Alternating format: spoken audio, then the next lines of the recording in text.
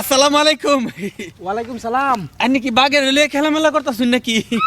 বাঘা আসিল খেতে দিলাইছি আফ্রিকার জঙ্গল গেছে গা। নির্বাচনে সিট কটা দিল রে? সিট ৪৫টার মতো কইছে আমরা দিব। কি কইন মাত্র ৪৫টা?